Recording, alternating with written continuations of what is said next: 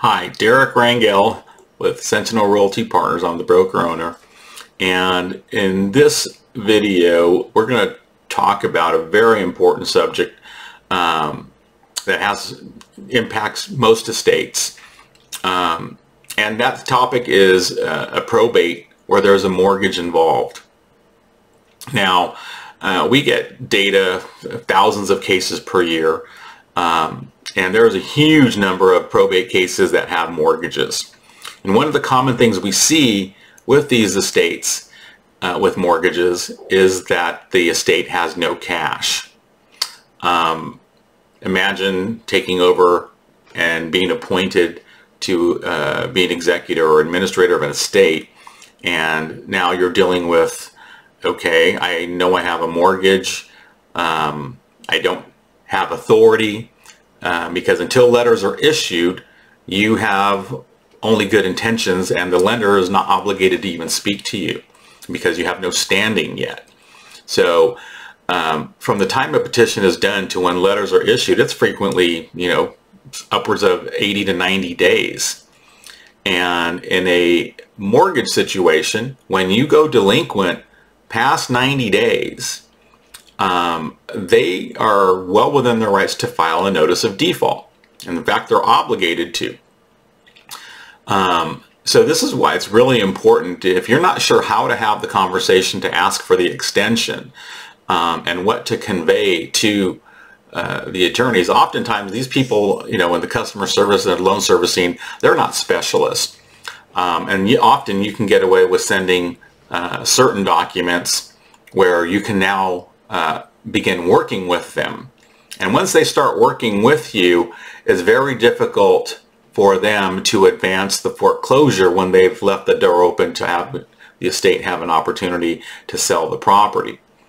The conversations we have routinely on behalf of estates where the estate authorizes us to speak to the lender directly is a wise thing to do. We're very good at it. We've done this numerous times.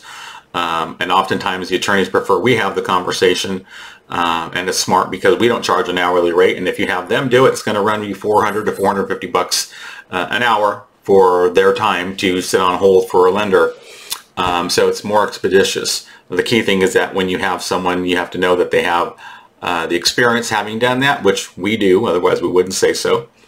And that we communicate effectively with the attorney in writing. So you are building a body of evidence of communication with that lender in the event that the lender goes rogue on you, which does happen on occasion, and they decide they want to foreclose. So important days, date and time frames to know.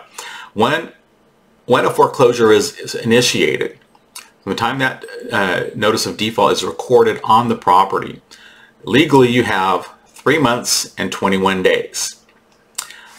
During that 90-day period, you need to be engaging the lender, whether they filed a notice, with or without consent, whether they're working with you. You need to make those attempts. And the reason why is if the lender is totally uncooperative, which, a lot of times they dig in and they think they can get away with that. What they don't know is the judges in probate are definitely lenient toward the estate having an opportunity to not sell in a duress, sell under duress rather. So when someone sees a foreclosure, now you got investors pounding on your door, everyone's going to come in and give lowball offers because they think you're desperate and you have no cure. When in reality, you just sell the property, and you will get a much better price than if you're dealing with bottom dwelling investors. And if the lender decides to be hostile towards you, your communication between the agent, the attorney, and yourself as a personal representative is what you use as evidence that the lender is not playing fairly based on agreements they previously made. And that's very difficult for them to defend in court, and it's the reason why most judges will grant a restraining order to allow a sale to be completed. Now, this is very important because if you're within 90 days and you get the property sold, but you say, okay, gosh, I'm getting a notice of sale now, and the lender can do that.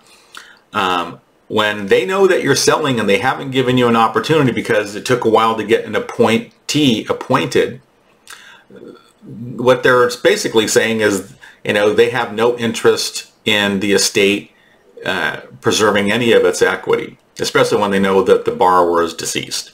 And judges typically don't like that at all. The judges tend to see, favorably, circumstances where people are working together to get an end result. And when lenders get overly hostile, almost always they will lose their objections. And ultimately, the courts give extensions of additional, typically 60 to 90 days, which is more than enough time to conclude the sale of a probate sale. So if you are in this circumstance where you have a mortgage, where there's no cash in the estate, and you're not sure what to do, the earlier you can reach out to us, the better.